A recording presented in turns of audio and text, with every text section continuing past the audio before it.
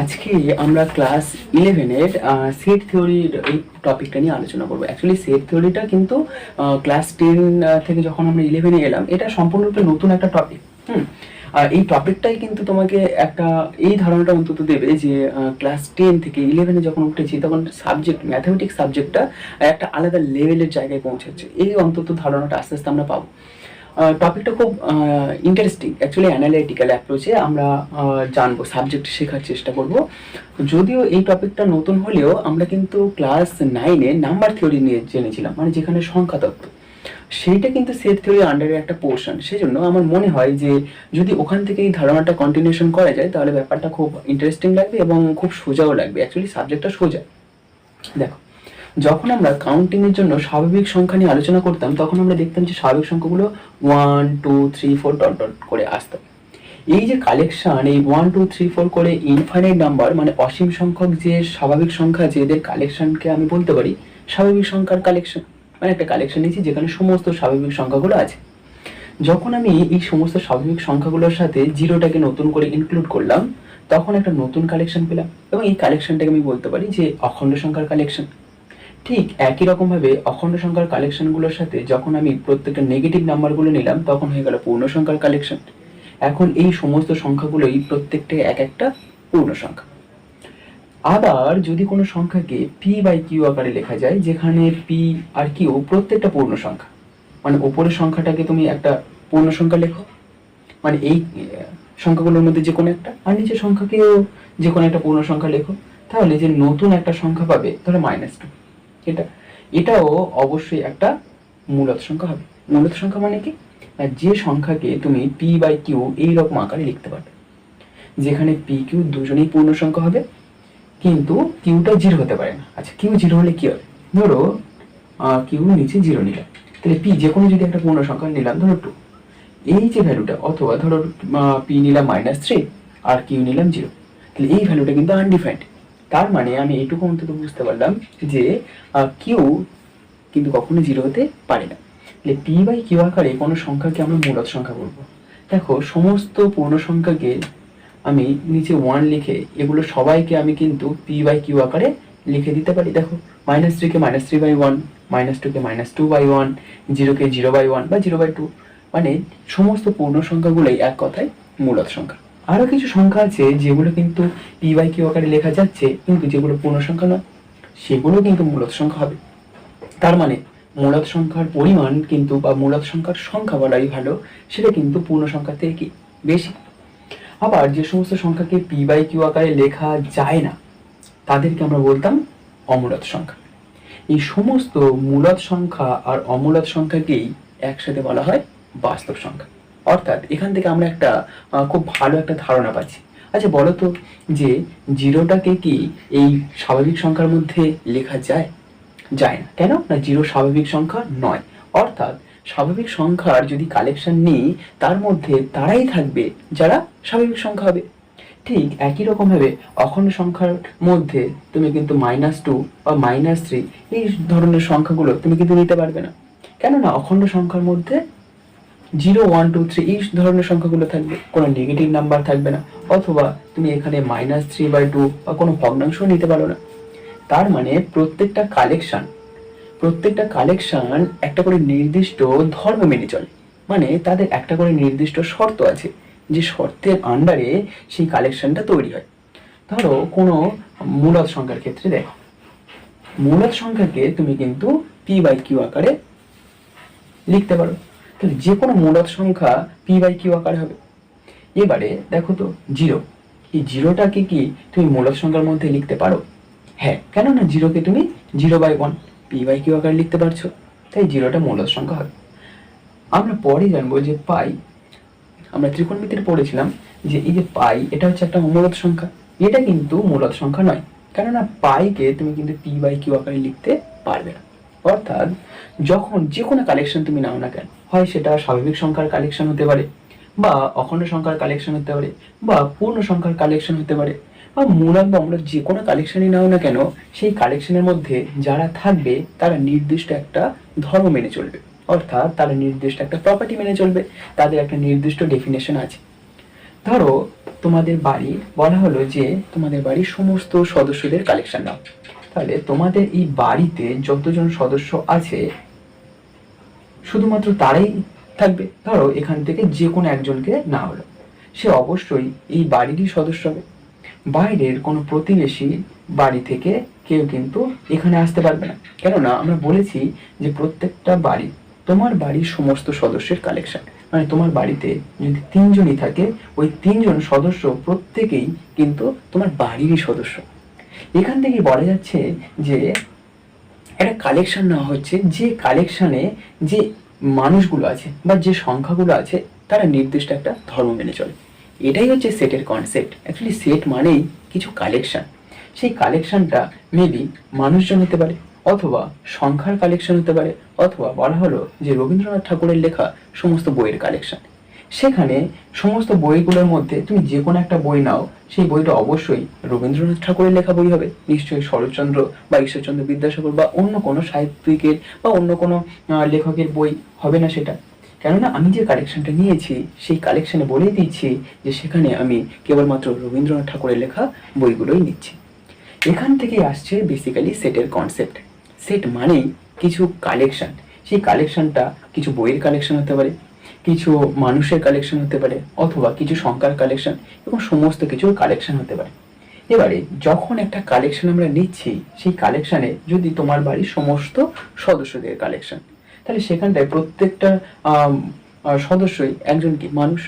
আবার রবীন্দ্রনাথ ঠাকুরের লেখা সমস্ত বইয়ের কালেকশন যদি হয়, সেখানে প্রত্যেকটা জিনিসই এক একটা বই। সেই জন্য ওই কালেকশনের মধ্যে প্রত্যেকটা অবজেক্টকে আমরা সংক্ষেপে এলিমেন্ট বলবো। এলিমেন্ট বলবো। তাহলে এলিমেন্ট মানে কি? এলিমেন্ট মানে হচ্ছে, ধরো তুমি একটা কালেকশন নিলে এবং সেই কালেকশনের মধ্যে কিছু জিনিস আছে। হয় যদি মানুষের কালেকশন নাও, তাহলে প্রত্যেকটা এক একটা মানুষ, তাহলে সেখানটায় এলিমেন্টটাই হবে, এই কালেকশনের প্রত্যেকটা এলিমেন্ট হবে এক একটা মানুষ। যদি বলা হয় যে সমস্ত স্বাভাবিক সংখ্যার কালেকশন নেওয়া হলো, তাহলে প্রত্যেকটা স্বাভাবিক সংখ্যাই এক একটা এলিমেন্ট। 1 একটা এলিমেন্ট, 2 এটাও একটা এলিমেন্ট, 3 এটাও একটা এলিমেন্ট। তাহলে এলিমেন্ট মানে কি? এলিমেন্ট মানেই হচ্ছে, বা এলিমেন্ট বা এটাকে বাংলাতে আমরা পদ বলতে পারি। তাহলে পদ মানে হচ্ছে যে একটা কালেকশন নাও, সেই কালেকশনটা তুমি যে কালেকশন নেবে, সেই কালেকশনের মধ্যে যে অবজেক্টগুলো থাকবে, সেই প্রত্যেকটা অবজেক্টকেই আমরা এলিমেন্ট বলতে পারি।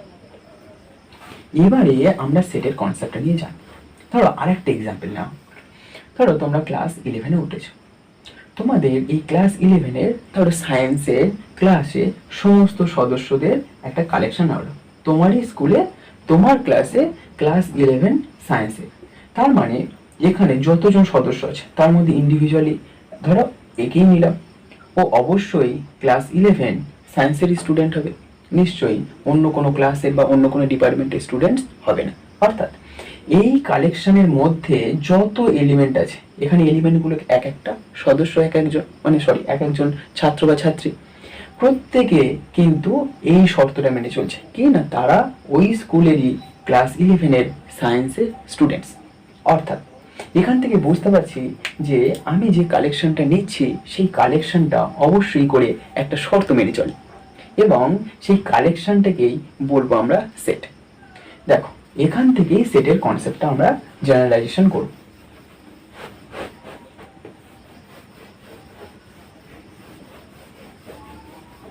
আচ্ছা, সেট মানেই প্রথম কথা কিছু কালেকশন।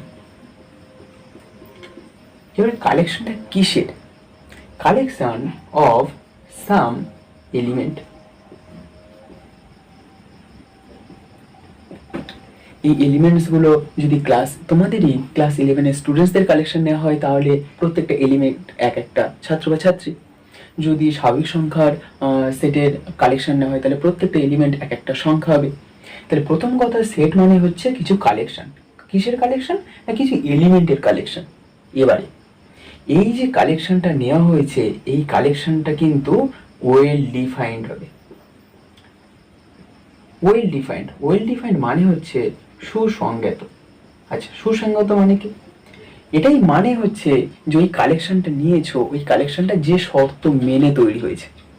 অর্থাৎ ধরো তোমাদের বাড়ির সমস্ত সদস্যদের কালেকশন, সেখানে বাইরের কোনো লোক বা বাইরে প্রতিবেশী হোক বা অপরিচিত কোনো ব্যক্তি সেই কালেকশনের মধ্যে থাকতে পারে না, কারণ আমি কালেকশনটা ডিফাইন করে দিচ্ছি যে তোমার বাড়ির সদস্যদের কালেকশন। বা স্বাভাবিক সংখ্যার সেটের কালেকশন, যদি স্বাভাবিক সংখ্যার কালেকশন যদি নিই, তাহলে 1 2 3 4 এই ধরনের সংখ্যাগুলো থাকবে, সেখানে 0 -1 এই ধরনের সংখ্যা থাকতে পারে না। কেননা আমি যে ডেফিনেশনটা নিচ্ছি বা যে রকম শর্ত মানছি, মেনে কালেকশনটা তৈরি করছি, সেই শর্তটাকেই বলছি সুসংগত। অর্থাৎ একটা সেট মানে একটা কিছু এলিমেন্টের কালেকশন, সেই কালেকশনটা যে শর্ত মানছে সেই শর্তটা কিন্তু সুসংগত হতে হবে, মানে সেই কালেকশনটাকেই সুসংগত হতে হবে। অর্থাৎ যে কালেকশনটা নেব সেই কালেকশনটার মধ্যে সমস্ত এলিমেন্ট এই শর্ত মেনে চলবে, যে শর্তের আন্ডারে আমি এই কালেকশনটা নিচ্ছি। শুধু তাই নয়, এর সাথে প্রত্যেকটা এলিমেন্টকে আলাদা আলাদা হতে হবে। অর্থাৎ ধরো ক্লাস 11-এর স্টুডেন্টস, ধরো 1 রোল যার, সেই ব্যক্তিটি বা ধরো সেই ছাত্র বা ছাত্রীটি সে একজনই, এবং যার 2 রোল সেও কিন্তু একটা আলাদা একটা এলিমেন্ট, মানে এখানে আলাদা একজন ছাত্রী, অর্থাৎ প্রত্যেকে কিন্তু আলাদা আলাদা। এখান থেকে আমরা বলতে পারি যে সেট মানে কিছু এলিমেন্টের কালেকশন। শুধু এলিমেন্টের কালেকশন হলেই হবে না, সেই কালেকশনটাকে তোমার ওয়েল ডিফাইন্ড হতে হবে। অর্থাৎ যে তুমি কালেকশনটা নিচ্ছ সেই কালেকশনটা একটা নির্দিষ্ট শর্ত মেনে চলবে, অর্থাৎ তাদের নির্দিষ্ট একটা নিয়ম আছে, যে নিয়মের আন্ডারে ওই কালেকশনটা ফর্ম করবে। শুধু তাই নয়, এই এলিমেন্টগুলো প্রত্যেকে আলাদা আলাদা হতে হবে, প্রত্যেকে আলাদা আলাদা। ওই আলাদা আলাদাটাকে আমরা বলবো ডিস্টিংক্ট। প্রথম কথা আমরা দেখছি যে সেট মানে কিছু এলিমেন্টের কালেকশন, সেই কালেকশনটা ওয়েল ডিফাইন্ড, মানে সেটা একটা নির্দিষ্ট শর্ত মানবে এবং তার সাথে প্রত্যেকটা এলিমেন্ট ডিস্টিংক্ট হবে। তাহলে এক কথায় সেট মানে কিছু আলাদা আলাদা এলিমেন্টের একটা সুসংগত কালেকশন। ধরো বলা হলো যে সমস্ত স্বাভাবিক সংখ্যা একটা কালেকশন নাও, তাহলে সেখানে অবশ্যই 1 2 3 4 করে এই কালেকশনটাই থাকবে। এখানে প্রত্যেকটা এলিমেন্ট দেখো আলাদা, 1 আর দ্বিতীয়বার রিপিটেশন নেই, 2 ও দ্বিতীয়বার কোথাও নেই, অর্থাৎ প্রত্যেক কিছু এলিমেন্টের কালেকশন, সেটা নির্দিষ্ট শর্ত মানছে, এরা প্রত্যেকে স্বাভাবিক সংখ্যা হচ্ছে, এই নিয়মটা মানছে, সেই জন্য এরা ওয়েল ডিফাইন্ড এবং এরা আলাদা আলাদা। সেই জন্য এদের এই কালেকশনটাকে আমরা একটা সেট বলতে পারি, এবং যেহেতু কালেকশন নিচ্ছি তাই এই কালেকশনটাকে আমরা সবসময় সেট একটা সেকেন্ড ব্র্যাকেটের মধ্যে রাখবো। এই সেকেন্ড ব্র্যাকেট একটা জাস্ট নোটেশন, এটা দিয়ে বোঝানো হচ্ছে যে এর মধ্যে যারা আছে এই সমস্ত কিছু কালেকশন, এবং এটা আন্ডার সাম সার্টেন কন্ডিশনের আন্ডারে হতে পারে, যে কন্ডিশনের আন্ডারে এই কালেকশনটা ওয়েল ডিফাইন্ড হতে হবে আর প্রত্যেকটা এলিমেন্ট আলাদা আলাদা হতে হবে। তাহলে এইটাকেই আমরা বলবো সেট। ধরো বলা হলো যে 1 2 3 4 এই 4টে ডিজিট বা 4টে ধরুন সরি 4টে নাম্বার, এই 4টে নাম্বারের তুমি কালেকশন নাও। আচ্ছা, কোনো নাম্বারের কি রিপিটেশন আছে? কোনো নাম্বারের রিপিটেশন নেই। বলার যে প্রথম 4টে স্বাভাবিক সংখ্যার কালেকশন নাও, তাহলে ওই যে প্রথম 4টে স্বাভাবিক সংখ্যা এরাই, তাহলে নিশ্চয়ই এটা ওয়েল ডিফাইন্ড হয়ে যাচ্ছে। এছাড়া এরা কিন্তু আলাদা আলাদা, তাহলে বলা যেতে পারে যে এইটা হচ্ছে প্রথম কথা একটা কালেকশন, দ্বিতীয় কথা এরা ওয়েল ডিফাইন্ড কারণ এরা প্রথম 4টে স্বাভাবিক সংখ্যা এবং এরা প্রত্যেক আলাদা আলাদা, সুতরাং এটা একটা সেট হতে পারে।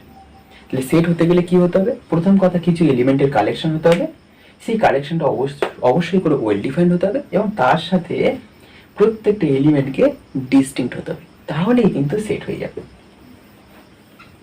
আচ্ছা, এবারে আমরা এখানটায় দেখেছি যে কিছু এলিমেন্টের কালেকশন। আচ্ছা, কালেকশন অফ সাম এলিমেন্ট মানে এই এলিমেন্টে কি কিছু ফাইনাইট সংখ্যক এলিমেন্ট হবে, মানে সসীম সংখ্যক না অসীম সংখ্যক? আচ্ছা, ধরো তোমার ক্লাস 11-এর শ্রেণীকক্ষে ধরো সায়েন্সের ক্লাস ঘরটা দেখো, ওখানে যতগুলো স্টুডেন্টস আছে তাদের সবারই কালেকশন তুমি নাও, তাহলে এইখানটায় কিন্তু সসীম সংখ্যক এলিমেন্ট আছে, কেন সমস্ত যতগুলো ছাত্র ছাত্রী আছে তাদেরকে গণে যাবে এবং তারা প্রত্যেকে আলাদা আলাদা এবং তারা নির্দিষ্ট শর্ত মানছে যে তারা ক্লাস 11-এর সায়েন্সের স্টুডেন্টস ওই স্কুলের। তাহলে এদের এই কালেকশনটাই অবশ্যই একটা সেট হবে এবং এই সেটের মধ্যে এলিমেন্টগুলোকে কিন্তু গোনা যাচ্ছে, মানে এই সেটের মধ্যে সসীম সংখ্যক এলিমেন্ট আছে। ধরো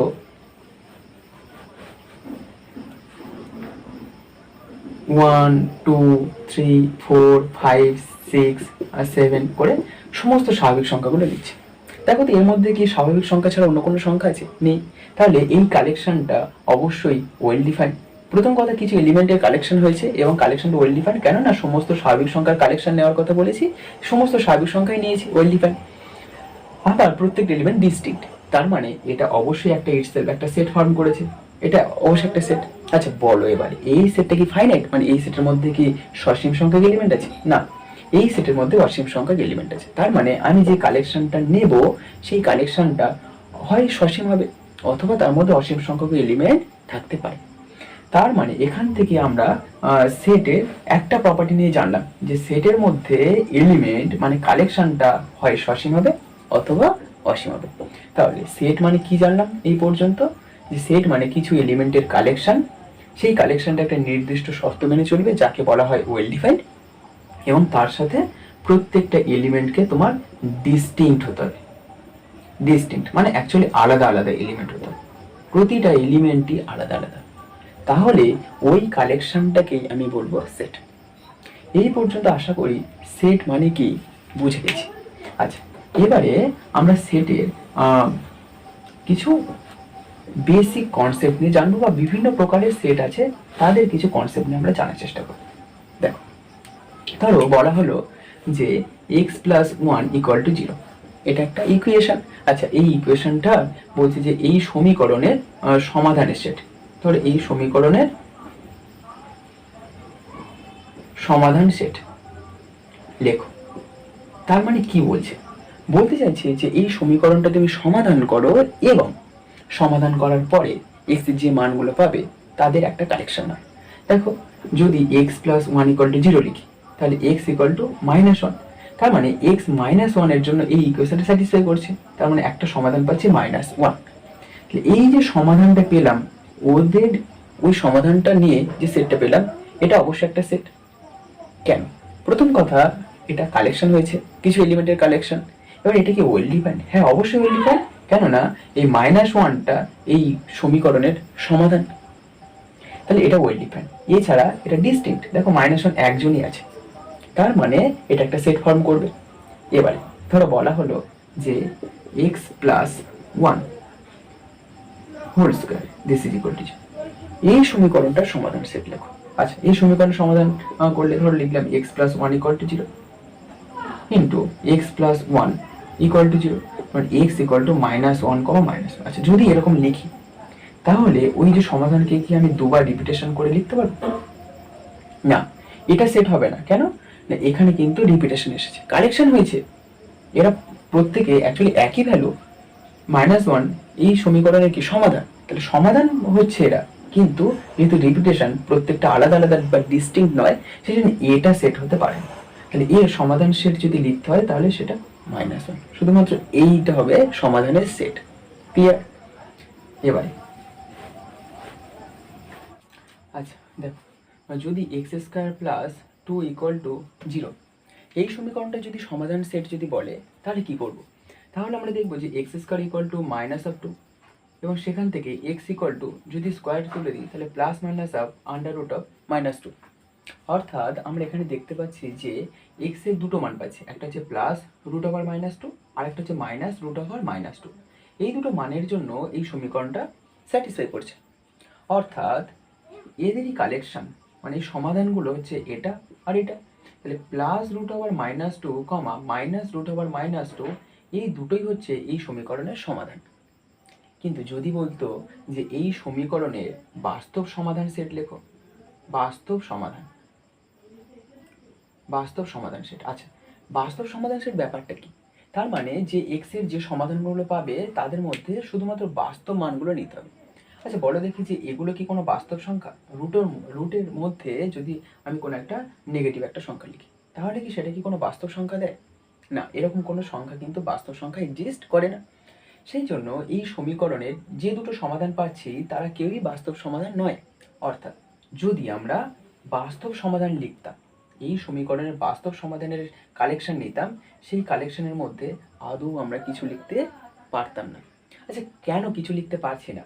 কেননা যে শর্তটা দিয়েছে যে সমাধানগুলোকে তোমার বাস্তব হতে হবে, সেই শর্তটা মেনে কোনো সমাধানই আমি পাচ্ছি না।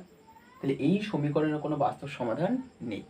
তাহলে এই যে কালেকশনটা পেয়েছি, দেখো এর মধ্যে কিছু নেই, মানে অ্যাকচুয়ালি কি জিরো কালেকশন, কোনো কালেকশনই নেই। এইটা কি ওয়েল ডিফাইন্ড? হ্যাঁ, অবশ্যই ওয়েল ডিফাইন্ড। কেন বলো তো এটা ওয়েল ডিফাইন্ড? কেননা এর মধ্যে তুমি কোনো সংখ্যা লিখতেই পারবে না, কেননা প্রথম কথা সেটা এর সমাধান নয়। দ্বিতীয় কথা, এই ধরনের সংখ্যাগুলো লিখতে হবে, এটা তো সমাধান, কিন্তু এগুলো এর মধ্যে লেখা যাবে না, কেননা এরা আবার বাস্তব সমাধান নয়। অর্থাৎ ওই শর্তটা মানছে যে সেই জন্য তো এই ঘরে কিছু বা এই কালেকশনের মধ্যে কিছু লেখা যাচ্ছে না, কেন ওই সমাধানের যে কালেকশনগুলো আমরা পেয়েছি, যে সমাধানগুলো পেয়েছি সেই সমাধানগুলো কি বাস্তব সমাধান নয়। তাই যে কালেকশনটা নিচ্ছি বাস্তব সমাধানে, সেই কালেকশনটা একটা সেট, কেননা এইখানে কোনো কালেকশন নেই, মানে জিরো কালেকশন, এবং জিরো কালেকশনটা হচ্ছে কেননা বাস্তব সমাধান নেই বলে, ওই শর্তটা মানছে বলে, তার মানে ওয়েল ডিফাইন্ড। এবং যেহেতু জিরো কালেকশন, তাই ডিস্টিংক্টেড কনসেপ্ট, মানে ডিস্টিংশে কোনো মানে আলাদা আলাদা এলিমেন্ট হতে হবে এরকম কোনো প্রসঙ্গ না আসবেই না একদম। তার মানে ভালো করে ভাবো যে এইটা কিন্তু একটা সেট ফর্ম করছে, এর মধ্যে কোনো এলিমেন্টই নেই।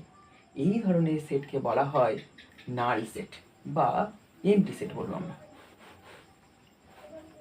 তার মানে এমটি সেট মানে হচ্ছে যে সেটের মধ্যে অ্যাকচুয়ালি কোনো এলিমেন্টই লেখা যাবে না, এই সেটটাকেই বলা হয় এমটি সেট বা শূন্য সেট বলা যায়, এমটি সেট, বা এটাকেই আমরা বলতে পারি শূন্য সেট। এবং এটাকে একটা সিম্বল দিয়ে লেখা হয়, নাল সিম্বল দিয়ে লেখা হয়, আমরা ফাই বলেই জানবো এটাকে। হ্যাঁ, এটা ফাইয়ের মতো অনেকটা দেখতে, তাই এটাকে নাল সিম্বল বলা হয়। এটা ফাই সেট ধরো।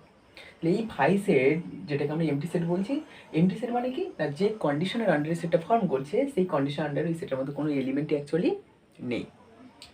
এবারে আচ্ছা বলো দেখি, যদি আমরা এইটা লিখতাম, আচ্ছা এটা কি এমটি সেট? এর মধ্যে জিরো আছে না, এটা এমটি সেট নয়, কেননা এর মধ্যে একটা এলিমেন্ট আছে জিরো, জিরো ইটসেলফ একটা এলিমেন্ট এই সেটের মধ্যে, তাহলে এটা একটা সেট যার মধ্যে একটা এলিমেন্ট আছে, এটা কিন্তু শূন্য সেট নয়, শূন্য সেটের মধ্যে কোনো এলিমেন্টই নেই।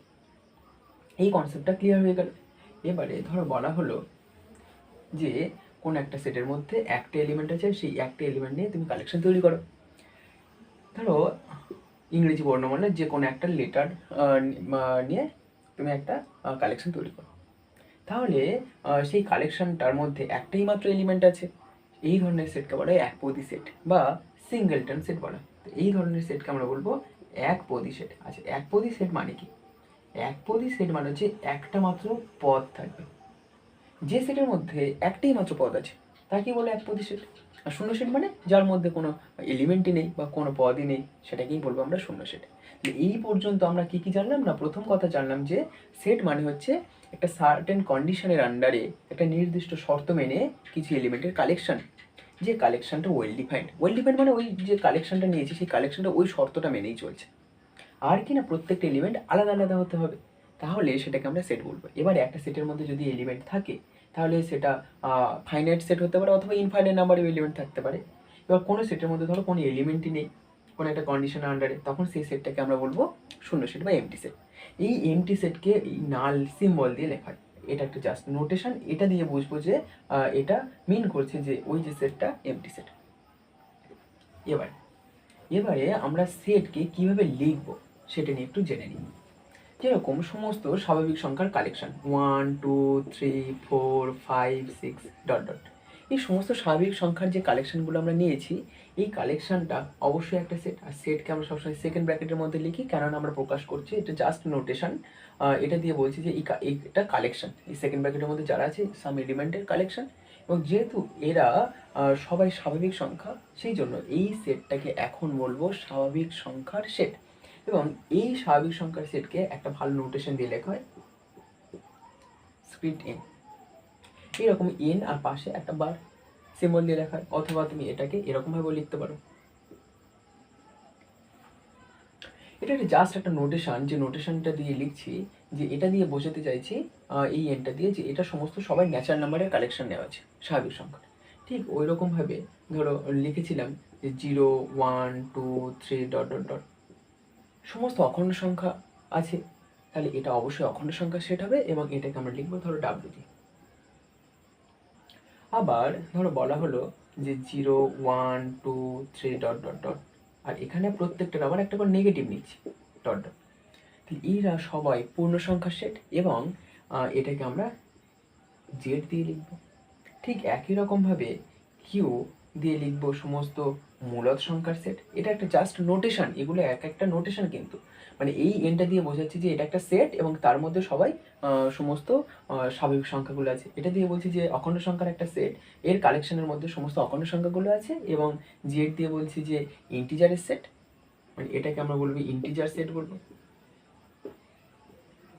ইন্টিজার সেট বা the set of all integers, যার মধ্যে সমস্ত ইন্টিজার বা পূর্ণ সংখ্যাগুলো আছে। এবং কিউ সেট দিয়ে বলছি যে আমরা সমস্ত মূলদ সংখ্যার কালেকশনগুলো আছে। আর আর দিয়ে বলবো বাস্তব সংখ্যার সেট, বাস্তব সংখ্যার সেট। বাস্তব সংখ্যার সেট মানে হচ্ছে এই কালেকশনটার মধ্যে যদি এটা কালেকশনটা এর জন্য যে কালেকশনটা নেওয়া হচ্ছে যারা আছে তারা সবাই বাস্তব সংখ্যা। তাহলে আলটিমেটলি আমরা বুঝতে পারলাম যে একটা সেটকে এরকমভাবে একটা নোটেশন দিয়ে লেখা হয় সেকেন্ড ব্র্যাকেটের ভিতর কালেকশনগুলোকে। আর কিছু কিছু স্ট্যান্ডার্ড সেট আছে যাদের একটা করে স্পেসিফিক আবার নোটেশন আছে, মানে এই যে এন দিয়ে স্বাভাবিক সংখ্যার কালেকশন লিখছি বা ডাব্লিউ দিয়ে অখণ্ড সংখ্যার কালেকশন লিখছি, এরকম জাস্ট কিছু নোটেশন আমরা পাবো। যেরকমভাবে আমরা লিখেছিলাম যে ফাই দিয়ে শূন্য সেটের কালেকশন। এই পর্যন্ত গেল যে সেট নিয়ে মোটামুটি সেটকে কীভাবে লেখা হচ্ছে। আচ্ছা, এবারে একটা খুব ভালো কনসেপ্ট নিয়ে যান। দেখো, ধরো বলছি যে একটা কালেকশন নিচ্ছি এবং সেই কালেকশনের মধ্যে ধরো 1 2 3 4 এই 4টে নাম্বার আছে। তাহলে এই 4টে নাম্বার নিয়ে তুমি একটা সেট ফর্ম করো। তাহলে সেই সেটকে লিখবো, সেটের মধ্যে লিখতে গেলে 1 2 3 4 এরকম সেকেন্ড ব্র্যাকেটের মধ্যে লিখবো, এবং এটাকে একটা নোটেশন দিয়ে লিখছি, ধরো ইংরেজি বর্ণমালা ক্যাপিটাল এ দিয়ে। মানে ক্যাপিটাল এ দিয়ে জাস্ট একটা নোটেশন, এটা দিয়ে বলতে চাইছি যে এটা ইটসেলফ একটা সেট যেটা কিনা এরকম দেখতে। এবারে ভাবো, যেহেতু এটা সেট, তাহলে 1 2 3 4 এরা প্রত্যেকে কি এক একটা এলিমেন্ট, প্রত্যেকটা এক একটা এলিমেন্ট। এই 1 এই এলিমেন্টটা এই সেটটার মধ্যে আছে, তার মানে ধরো নোটেশন দিয়ে যদি বলি যে 1 এই এলিমেন্টটা এই সেটের মধ্যে আছে, 2 এই এলিমেন্টটা এ সেটের মধ্যে আছে, 3 এলিমেন্টটাও এ সেটের এলিমেন্ট, 4ও এ সেটের এলিমেন্ট। এটাকে একটা নোটেশন দিয়ে লেখা হয়। সেই নোটেশনটা হচ্ছে যে 1 বিলংস টু এ। এই সিম্বলটাকে এর মতো দেখতে, এপসাইলনের মতো, এটাকে বলা হবে বিলংস টু। আচ্ছা, বিলংস টু মানে কি?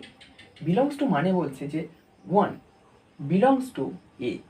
1 বিলংস টু এ মানে 1 এই এলিমেন্টটা এই সেটের মধ্যে আছে।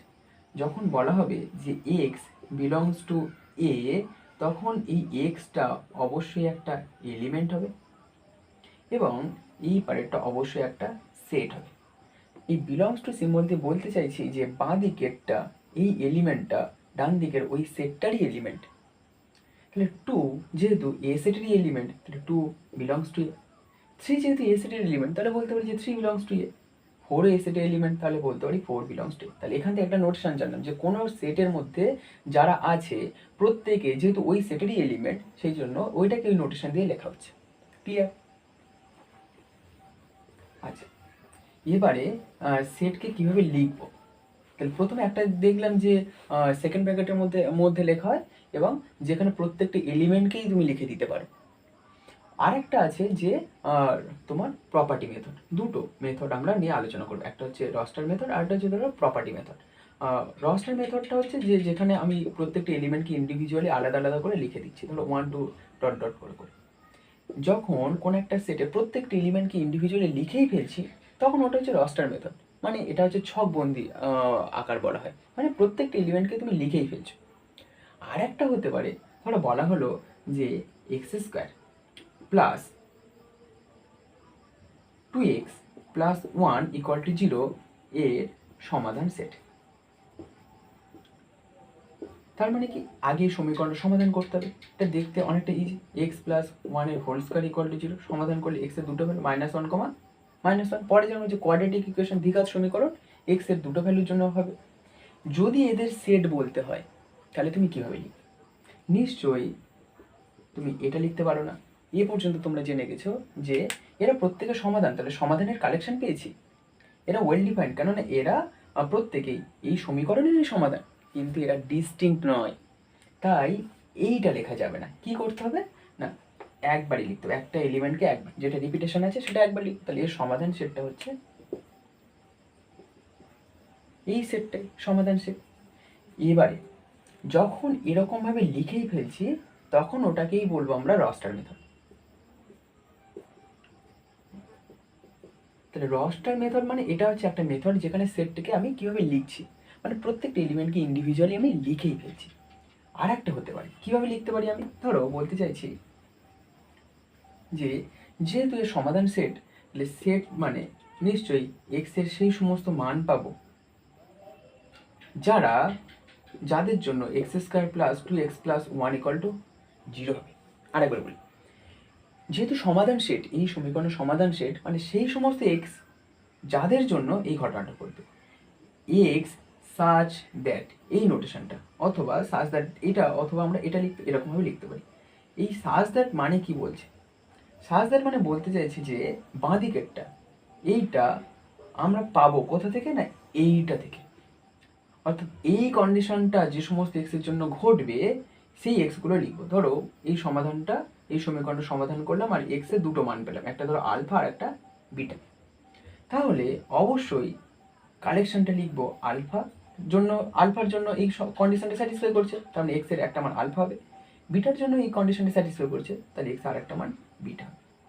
তাহলে ভালো করে দেখো আমরা কি বলতে চাইছি, মানে আমরা বলতে চাইছি যে এই সমীকরণের সমাধান সেট, এই সমীকরণের সমাধান সেট মানে দুরকমভাবে লিখতে পারি, হয় সমাধানগুলোকে আমরা ইন্ডিভিজুয়ালি লিখে ফেলতে পারি। এবার সেখানে যদি রিপিটেশন আসে, এক্ষেত্রে রিপিটেশন এসেছিল মানে আলফা বিটা দুটোই মান -1 এসেছিলো, সেই জন্য আমরা যে কোনো একটাকে লিখবো, এটা একটা গেল। এবারে এটাকে যদি লিখে ফেলি তখন এটা হবে রস্টার মেথড, মানে অ্যাকচুয়ালি ছকবন্দি করে ফেলছি, মানে প্রত্যেকটা এলিমেন্টকে ইন্ডিভিজুয়ালি আমি আলাদা আলাদা করে লিখে ফেলছি। কিন্তু যদি না লিখি তাহলে কী হবে না, আমি প্রপার্টি বলে ফেলছি, মানে ওই মেথডটাকে বলা হয় প্রপার্টি মেথড। এইটাকে মানে এখানে বলা হচ্ছে যে সেই এলিমেন্টগুলোই তুমি লেখো যারা এর সমাধান, মানে এই পার্টটা হচ্ছে তোমার শর্ত, আর এই শর্ত মেনে যারা চলছে তাদের এই কালেকশনটাকে তুমি এখানে লিখবে, মানে অ্যাকচুয়ালি এইটা জেনারেট করে, এটাই সেট ফর্ম করবে, আর এটা হচ্ছে তার শর্ত। এই দেখো একটা যেন শর্ত মেনে দিয়েই আমি সেটের কালেকশনটা করে ফেলেছি, সেই জন্য এটাকেই আমরা বলবো প্রপার্টি মেথড। প্রপার্টি মেথড মানে কি, প্রপার্টি মেথড মানে হচ্ছে যে যেখানে সেটটাকে একটা প্রপার্টির আন্ডারে লিখে ফেলছে, মানে যে প্রপার্টির আন্ডারে সেটটা তৈরি হচ্ছে আমি সেটের এলিমেন্টগুলো ইন্ডিভিজুয়ালি না লিখে আমি এমনভাবে ওটাকে লিখতে চাইছি যে একটা ম্যাথমেটিক্যাল একটা শর্ত দিয়ে ফেলছি, যে শর্তের আন্ডারে সেটটা কনস্ট্রাক্ট হচ্ছে। আর একটা এক্সাম্পল দেখলে ব্যাপারটা অনেকটা ইজি হয়ে যাবে। ধরো বললো যে x plus y equal to 2 and x 2x minus y equal to ধরো 4, সাপোজ এই দুটো সমীকরণের ধরো সমাধান সেট বার করতে বললো, সমাধান সেট। আচ্ছা, যদি সমাধান সেট বার করতে বলে তাহলে নিশ্চয়ই আমরা কি লিখবো, যদি সমাধান সেট বার করতে বলে তাহলে এক্স এর একটা মান পাবো এবং তার সাথে ওয়াইয়েরও একটা মান পাবো এবং তাদেরই কালেকশনগুলো লিখে ফেলবো।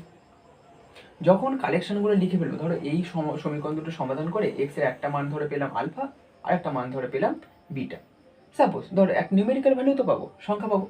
তাহলে ওই আলফা বিটাকে যখন ইন্ডিভিজুয়ালি লিখে ফেলছি, মানে ওই এলিমেন্টগুলো পেয়ে মানে সমাধান করার পরে যখন মানগুলো লিখে ফেলছি, তখন এই পদ্ধতি যেরকমভাবে সেটটাকে লিখলাম এটাকে কি বলা হয়, এটাকেই বলা হয় রস্টার মেথড। আর যদি প্রপার্টি দিয়ে লিখতে চাই ওই একই ঘটনা, তাহলে কি বলবো যে সেই সমস্ত এক্স অথবা ওয়াইকে তুমি লেখো সাচ দ্যাট, যাদের জন্য এই কন্ডিশনটি স্যাটিসফাই করবে যে 2x minus y equal two 4 হবে এবং x plus y equal to 2 হবে, তাদেরই কালেকশনগুলো নাও, সেই কালেকশনগুলোই তুমি বলবে যে ওটা একটা সেট ফর্ম করেছে। এইটাকেই আমরা বলবো প্রপার্টি মেথড। মানে দুটো মেথডেই সেট যদি আমি লিখে ফেলি সেট আকারে, তাহলে একই এলিমেন্টগুলোই, মানে সেটের মধ্যে এই দুটো সেট যে আলাদা আলাদা তা নয়, একই সেট, একটাকে আমি প্রত্যেকটা এলিমেন্ট ইন্ডিভিজুয়াল লিখছি, আর একটাই আমি প্রপার্টি বলে দিচ্ছি, মানে এই পার্টটা হচ্ছে শর্ত এবং এই শর্ত যারা মানবে তাদেরই কালেকশন, মানে এই পোর্শনটা জেনারেট করবে। এইটুকু গেল যে সেটের কিভাবে আমরা সেটকে লিখতে পারি। এবারে আমরা আরো দু একটা কনসেপ্ট নিয়ে দেখি।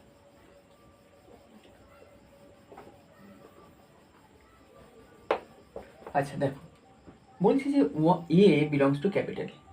এই বিলংস টু সিম্বলটা মানে কি, বাঁ দিকেরটা হচ্ছে তোমার এলিমেন্ট, আর ডান দিকেরটা হচ্ছে সেট। মানে ধরো এ যদি আমি একটা সেট বলি, তার মধ্যে অনেক এলিমেন্ট আছে, এর মধ্যে একটা এলিমেন্ট এ অবশ্যই আছে, যেটা আমি এটা দিয়েই বলতে পারছি যে এটা, এই স্মল এটা ক্যাপিটাল এ সেটেরই এলিমেন্ট। ক্লিয়ার এই পর্যন্ত? এবার আমরা সাবসেটের কনসেপ্ট নিয়ে জানবো। উপসেট মানে কি বোঝে, সাবসেট বা উপসেট। আচ্ছা, উপসেটের কনসেপ্টটা কি একটা একটু বলি। দেখো, ধরো বলা হলো যে তোমার কাছে একটা সেট দিয়েছে এবং সেই সেটের মধ্যে ধরো কিছু এলিমেন্ট আছে, 1 2 3 4 কিছু এলিমেন্ট আছে।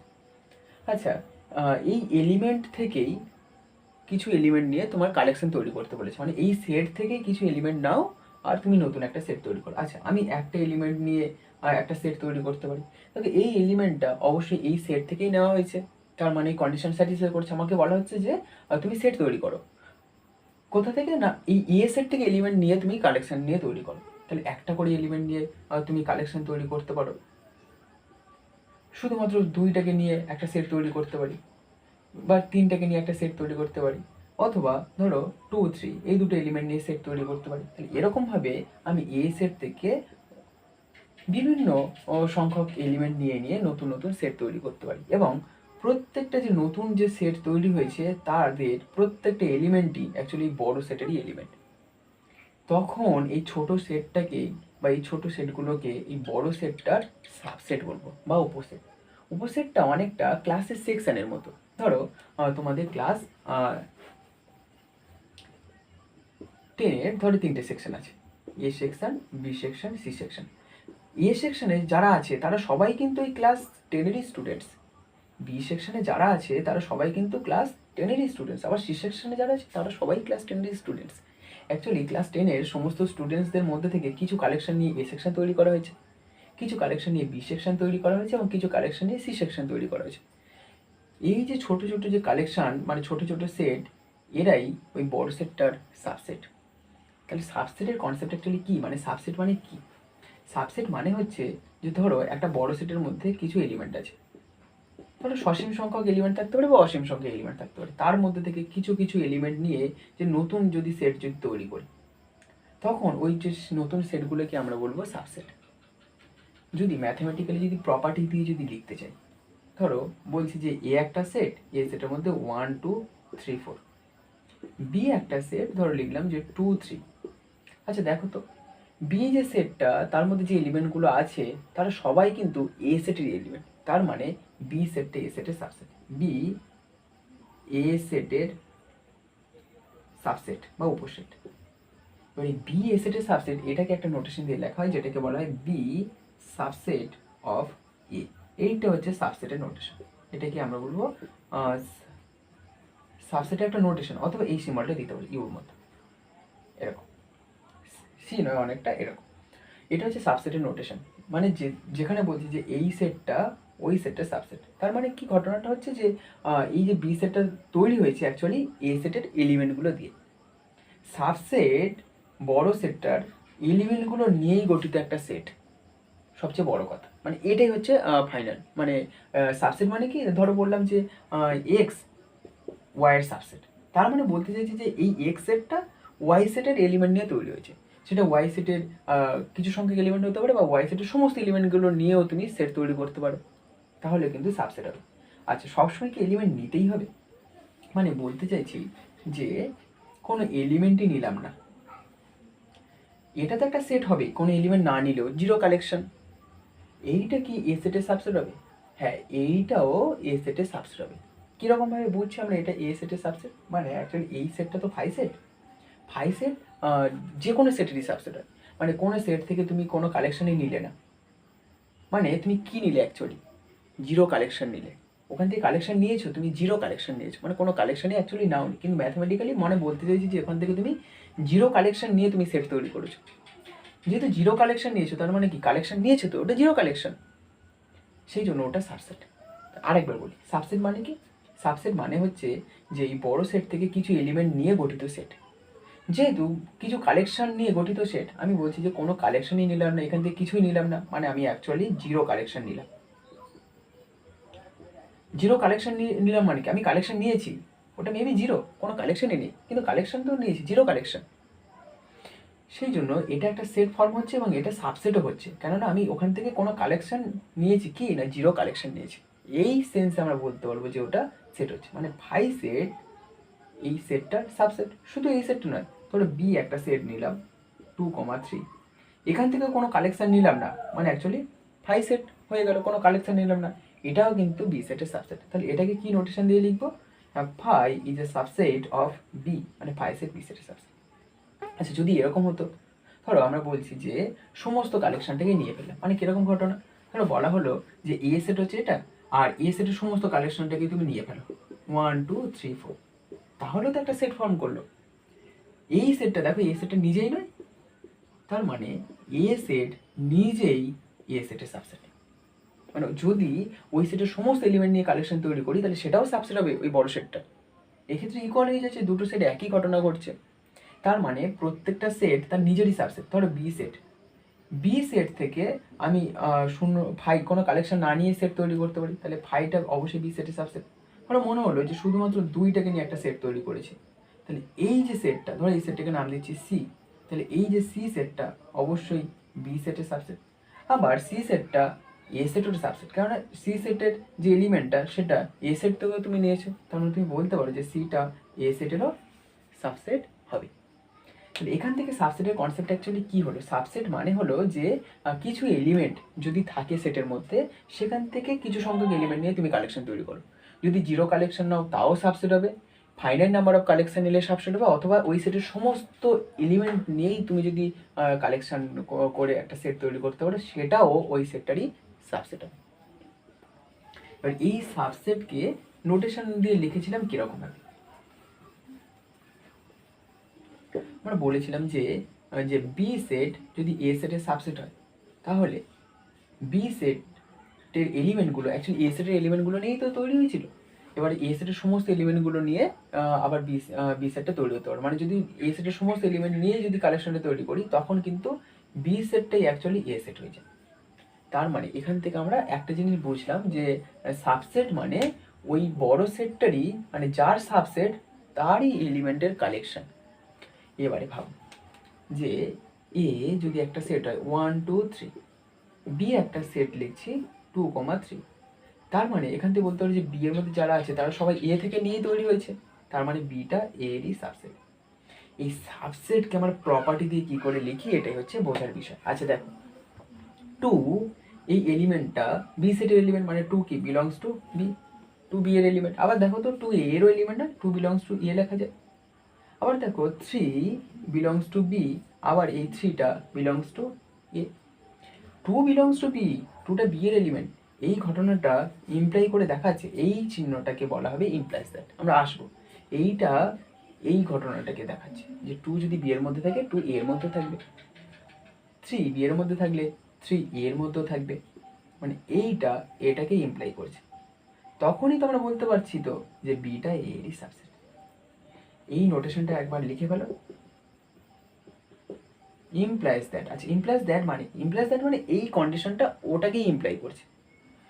তার মানে সাবসেটের ক্ষেত্রে আমরা কি বলবো, যে বি সেটের প্রত্যেকটা এলিমেন্টই অ্যাকচুয়ালি এ সেটেরই এলিমেন্ট। মানে আমি বলতে চাইছি যে এক্স যে কোনো একটা এলিমেন্ট তুমি বি সেট থেকে নিয়ে ফেলো, ওই এলিমেন্টটাই, ওই এক্স এলিমেন্টটা অবশ্যই এ সেটেরই এলিমেন্ট হবে, কেননা বি কি A subset. X belongs to B ওটাই ইমপ্লাই করবে যে ওই এক্সটা এর মধ্যে আছে। যদি বি সেটের সমস্ত এলিমেন্টের জন্য এই ঘটনাটা ঘটে, মানে বি সেটে তুমি যাই এলিমেন্ট নাও না কেন তারা সবাই যদি এর মধ্যে থাকে, তাহলেই বলবো বি এর সাবসেট। এই জায়গাটা আমাদের কিন্তু মনে রাখতে হবে, মানে এই কনসেপ্টটা অ্যাকচুয়ালি সাবসেটের এই কনসেপ্টটা। B is a subset of set A, মানে এটাই বলছি যে এক্স বিলংস টু বি এটাই ইমপ্লাই করবে এক্স বিলংস টু এ। এটা মানে কি, মানে এই এক্স বিলংস টু বি মানে বি সেটের এলিমেন্টটাই এ সেটের এলিমেন্ট। দেখো এক্স বিলংস টু বি, মানে এক্স যদি বি এর মধ্যে থাকে তাহলে ওই এক্সটা এর মধ্যে থাকবেই থাকবে। তার মানে আমি বলতে চাইছি যে বি সেটের সমস্ত এলিমেন্টগুলোই অ্যাকচুয়ালি এ সেটের মধ্যে আছে। তার মানে কি? তার মানেই হচ্ছে বি সেটটাই অ্যাকচুয়ালি এ সেটের এলিমেন্টগুলো দিয়ে তৈরি হচ্ছে, অর্থাৎ বি এর সাবসেট। এটা কিন্তু বি সেটের কোনো একটা এলিমেন্টের জন্য নয়, বি সেটের সমস্ত এলিমেন্টের জন্য, মানে এই এক্সটা সমস্ত এলিমেন্টের জন্য। সেই জন্য লিখবো যে x belongs to B for all. এই সিম্বলটা এখন জেনে গেলাম। আমরা কি করছি, আমরা যখন যে সিম্বলটা ইউজ করছি তখন সেই সিম্বলটার মিনিং জানার চেষ্টা করছি। এই সিম্বলটাকে বলা হচ্ছে ফর অল। আচ্ছা, যখন বলছি যে এক্স বিলংস টু বি, তখন আমি বলতে চাইছি যে এটা একটা এলিমেন্ট শুধু এক্সের জন্য। যখন বলছি ফর অল এক্স, মানে বি সেটের সমস্ত এক্সের জন্য। মানে যে উদাহরণটা দিয়েছিলাম সেটার ক্ষেত্রে দেখলে ব্যাপারটা ক্লিয়ার হয়ে যাবে। দেখো, বিটা ধরেছিলাম 2,3, এখানে 2 বিলংস টু বি, ওইটা ইমপ্লাই করছে 2 বিলংস টু এ। আবার দেখো 3 বিলংস টু বি, এটা ইমপ্লাই করছে 3 বিলংস টু এ। মানে বি সেটের সমস্ত এলিমেন্ট অ্যাকচুয়ালি এ সেটের এলিমেন্ট। এরকম আলাদা আলাদা করে না দেখে আমরা একবারে লিখছি যে যারা বি সেটের মধ্যে আছে, মানে এক্স বিলংস টু বি, ওইটা ইমপ্লাই করবে এক্স বিলংস টু এ। দেখো, এক্স যদি 2 হয় তাহলে এই 2টা বি এর মধ্যে থাকলে আবার এর মধ্যে থাকবে, এক্স এর মান 3 হলে হবে। তার মানে এইটাই হচ্ছে for all x belongs to A. এই জন্য লিখছি যে এক্স এর মান 2 হতে পারে, 3 হতে পারে এই ক্ষেত্রে, এই এক্সাম্পলের ক্ষেত্রে। তাহলে এই কন্ডিশনটা গেল সাবসেটের ধারণা। তাহলে এই জায়গাটা লিখে ফেলো যে বি যদি এ এর সাবসেট হয় তাহলে এক্স বিলংস টু বি, এটা ইমপ্লাই করবে x belongs to A. B সেটের কি একটা এক্সের জন্য না, বি সেটের সমস্ত এক্সের জন্য। সেই জন্য বলছি যে for all x belongs to B. ধরো বললো যে এ সি সেটের সাবসেট, তার মানে কি? তার মানে এ সেটের সমস্ত এলিমেন্টগুলো অ্যাকচুয়ালি সি সেটের এলিমেন্ট। তার মানে এ সেটটাই তৈরি হয়েছে সি সেটের এলিমেন্টগুলো দিয়েই গঠিত, বা সি সেটের এলিমেন্টগুলো দিয়েই এ সেটটা তৈরি হয়েছে। অর্থাৎ এক্স বিলংস টু এ, যে সমস্ত এক্স এর মধ্যে আছে তারা সবাই সি এর মধ্যে আছে, এইটা এটাকে ইমপ্লাই করছে। এবার বলো বুঝতে পেরেছি কি? এ সেটের কি শুধু একটা এলিমেন্টের জন্য না, এ সেটে যারা আছে তার মানে for all x belongs to A এর জন্য। এটাই হচ্ছে সাবসেটের কন্ডিশন। মানে যখন এইটা বলবে তখন তুমি জানবে যে এই ঘটনাটা ঘটছে। এই পর্যন্ত ক্লিয়ার হলে সাবসেটের ব্যাপারটা। যদি বলি যে এ বি সেটের সাবসেট, তাহলে কি বলবো? মানে যে সমস্ত এলিমেন্ট এর মধ্যে আছে, মানে এক্স বিলংস টু এ, ওই এক্সগুলোই বি এর মধ্যে আছে। যেহেতু এ সেটের এলিমেন্টগুলো অ্যাকচুয়ালি বি সেটেরই এলিমেন্ট, মানে বি সেটের এলিমেন্টগুলো দিয়েই এ সেটের এলিমেন্টটা, মানে এ সেটটাই তৈরি, বি সেটের এলিমেন্টগুলো দিয়েই এ সেটটা তৈরি। তাহলে এক্স বিলংস টু বি এটা ইমপ্লাই করবে যে x belongs to A. Sorry, ভুল বললাম, যে এক্স বিলংস টু এ, মানে এক্স বিলংস টু এ এটাই ইমপ্লাই করবে এক্স বিলংস টু বি, কেননা এ সেটের এলিমেন্টগুলো সবাই বি সেটের মধ্যে আছে। শুধু কি একটা এক্সের জন্য না, সমস্ত এক্সের জন্য, এ সেটের সমস্ত এলিমেন্টের জন্য যদি ঘটনাটা ঘটে তাহলে বলবো এ সেটটা বি সেটের সাবসেট। এক্ষেত্রে আমরা বলবো যে A set subset of set B, B সেটের সাবসেট। এবং বি সেটটাকেই বলবো আমরা সুপার সেট বলবো, মানে বি সেটটা এক্ষেত্রে কি বড়। এক্ষেত্রে এ সেটটাকেই কি বলবো আমরা, সুপার সেট বলবো। এক্ষেত্রে আমরা সি সেটটাকেই সুপার সেট বলবো। আর এক্ষেত্রে সি সেটটা হচ্ছে সুপার সেট আর এটা হচ্ছে সাবসেট। বিটা সাবসেট, এটা সুপার সেট। সুপার সেট মানে যে বড় সেটটা। এইটুকু গেল সাবসেটের কনসেপ্ট। এবারে আমরা কোন একটা সেটের কার্ডিনালিটি নিয়ে জানবো, মানে সেটের মধ্যে কটা এলিমেন্ট আছে সেটাকে কি নোটেশন দিয়ে লেখা। ধরো বলা হলো যে এ সেটটিকে লিখলাম 1, 2, 3, 4, 5। বলো দেখি এ সেটের মধ্যে কটা এলিমেন্ট আছে? এ সেটের মধ্যে 5টা এলিমেন্ট আছে। ধরো বলা হলো বি একটা সেট, বলো দেখি বি সেটের মধ্যে কটা এলিমেন্ট আছে? 0 এলিমেন্ট না, বি সেটের মধ্যে একটা এলিমেন্ট আছে।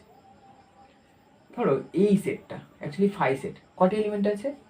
এই 5 সেটের মধ্যে কোনো এলিমেন্টই নেই, মানে অ্যাকচুয়ালি 0 এলিমেন্ট আছে। একটা সেটের মধ্যে কটা এলিমেন্ট আছে এটা একটা নোটেশন দিয়ে লেখা হয়। ধরো বললাম যে এ সেটের মধ্যে কটা এলিমেন্ট আছে, সেটাকে এন অফ এ দিয়ে লিখতে পারি অথবা মড এ দিয়ে লেখা হয়। এটা একটা নোটেশন। এটা দিয়ে বলছি যে এটা মানে হচ্ছে যে number of elements in A, মানে এ সেটের মধ্যে কতগুলো এলিমেন্টস আছে, number of elements in A set. A সেটের মধ্যে কটা এলিমেন্টস আছে? তাহলে এক্ষেত্রে N of A equal to 5 লিখবো। আচ্ছা, এক্ষেত্রে কি লিখবো? N of B equal to 1 আর এন অফ 5 সেটের মধ্যে সবসময় 0 এলিমেন্ট। এটা হচ্ছে একটা নোটেশন।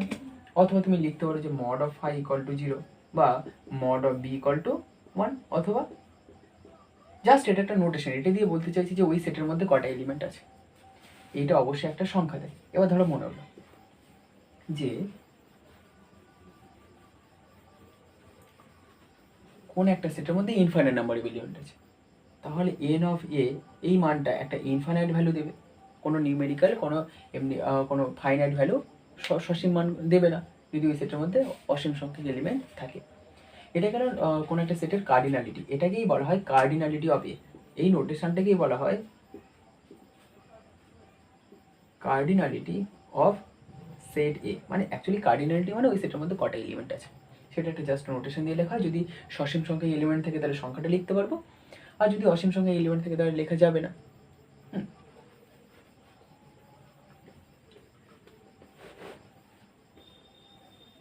আচ্ছা, কিছু স্পেশাল কেসে কিছু সেটের কার্ডিনালিটিকে আলাদা আলাদা করে লেখা যায়, সেটা হাই ম্যাথমেটিক্সের পোর্শন, আমাদের এখন জানার দরকার নেই। আচ্ছা, এবারে আমরা দেখবো যে ইকুয়াল সেটের কনসেপ্ট।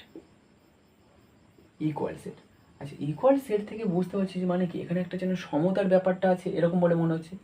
ধরো বলা হলো যে এ সেট হচ্ছে এটা, আর বি সেট বলা হচ্ছে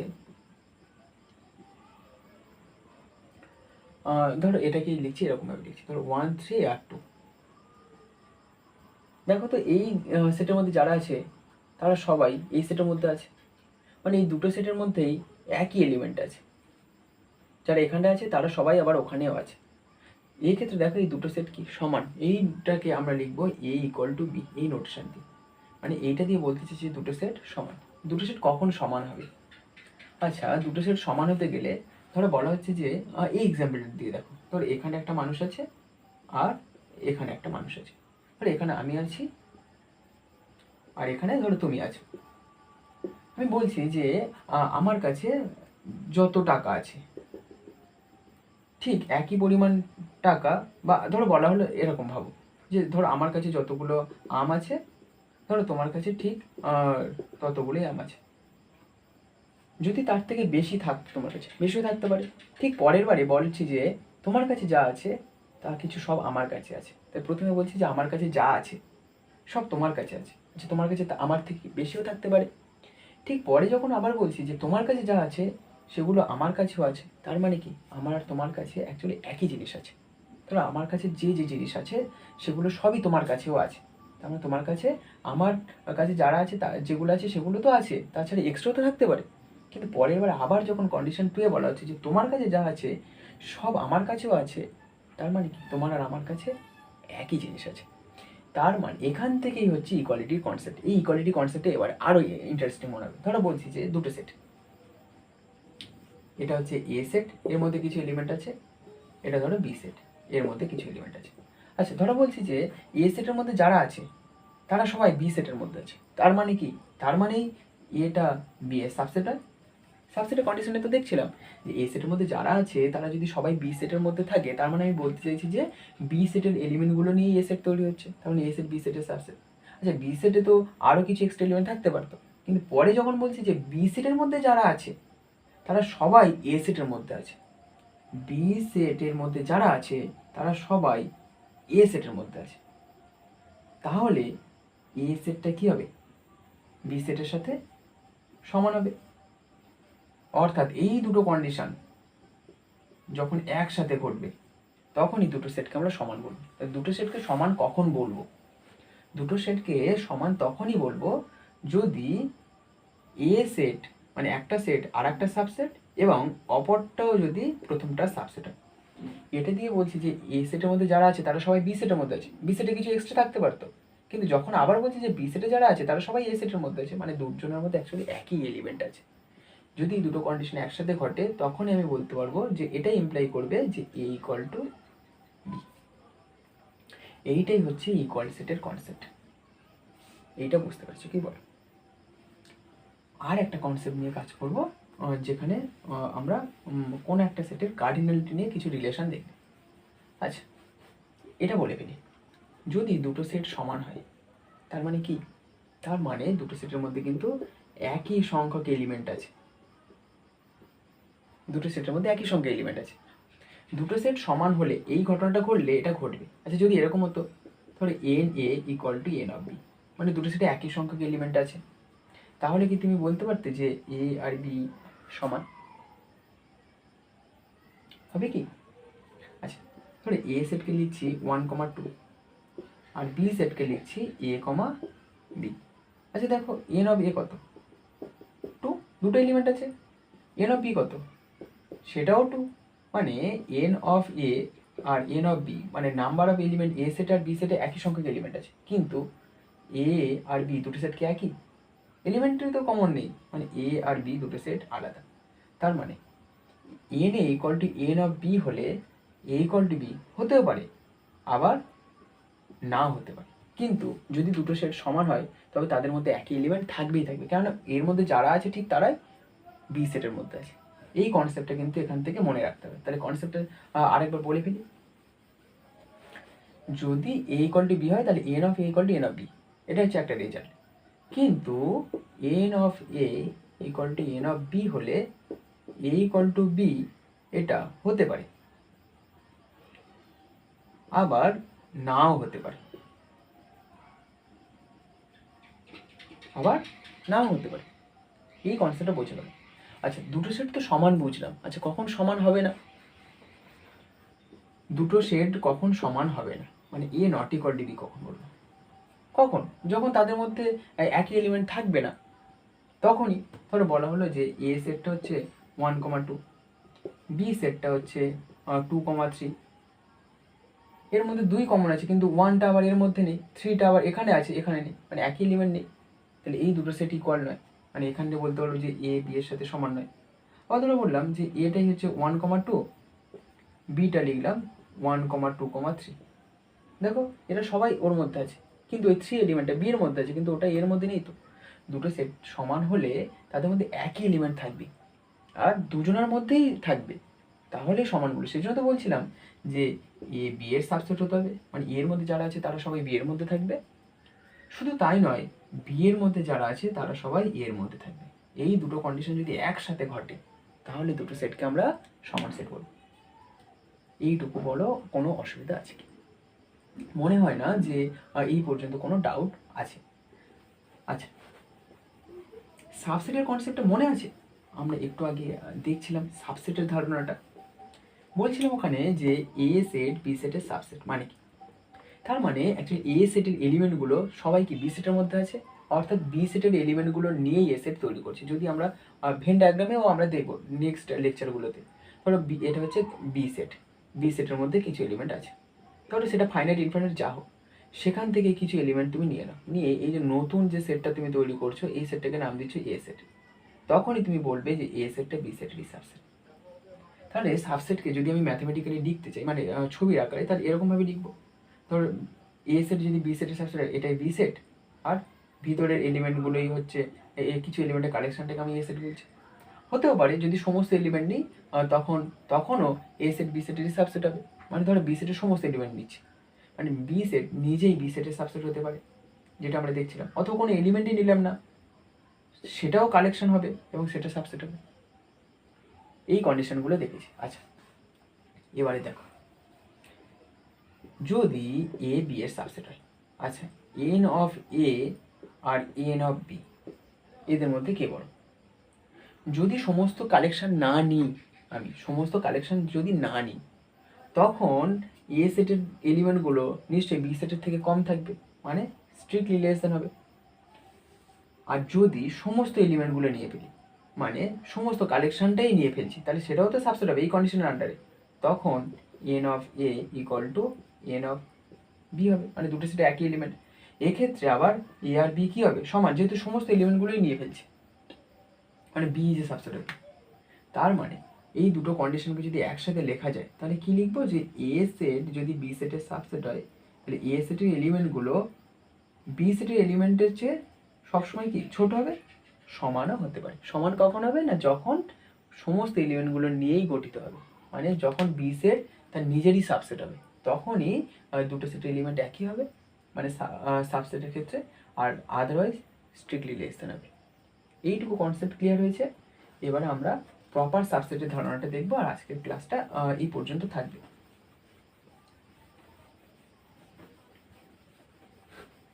দেখো, সাবসেট মানে ছিল যে কোনো একটা সেটের যদি সাবসেট বলি, বি সেটের সাবসেট নিচ্ছে, তার মানে বি সেটের কিছু এলিমেন্টের কালেকশন, সেই কালেকশনটা যদি ফাই হয়, মানে কোনো কালেকশানই নিলাম না, সেক্ষেত্রে ওই বি সেটেরই সাবসেট হবে।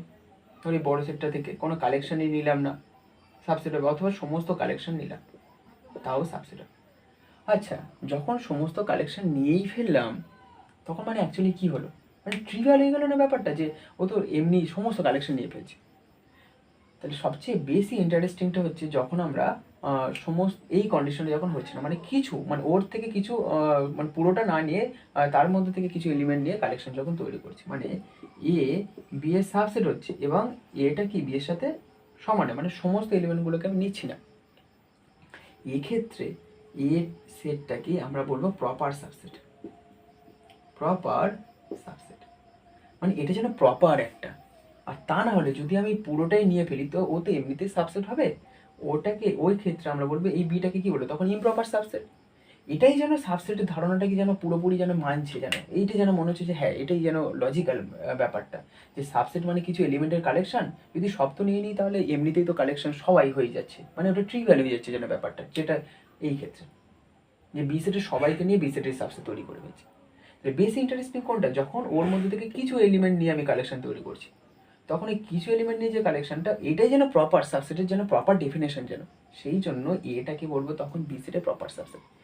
যখন এটা বি সেটের প্রপার সাবসেট হবে, তখন এ সেটের পদ সংখ্যা বি সেটের থেকে বড় সমান হবে না ছোট হবে। সাবসেটের পদ সংখ্যা কী হয়, সবসময় সমান অথবা ছোট হয়, এই ক্ষেত্রে কিন্তু কী হবে, স্ট্রিক্টলি লেস দেন। কেন না, এই দুটো সেট কিন্তু একই নয়, মানে আমি সমস্ত কালেকশনটাকে নিয়ে নিই, তাহলে প্রপার সাবসেটের ক্ষেত্রে কিন্তু এই ঘটনাটা ঘটবে। এবং প্রপার সাবসেটকে তুমি এই নোটেশনটা দিয়েও লিখতে পারো, একই নোটেশন অ্যাকচুয়ালি ডিক্লেয়ার করে দিতে হবে যে এটা প্রপার সাবসেট, আর প্রপার সাবসেট মানে এই ঘটনাটা। তাহলে আলটিমেটলি আমরা কি জানলাম আজকের ক্লাসে, সেটাই বরং এক ঝলকে একটা ওয়ান শট রিভিশন দিয়ে ফেলি। প্রথম কথা, আমরা সেট নিয়ে জানছিলাম।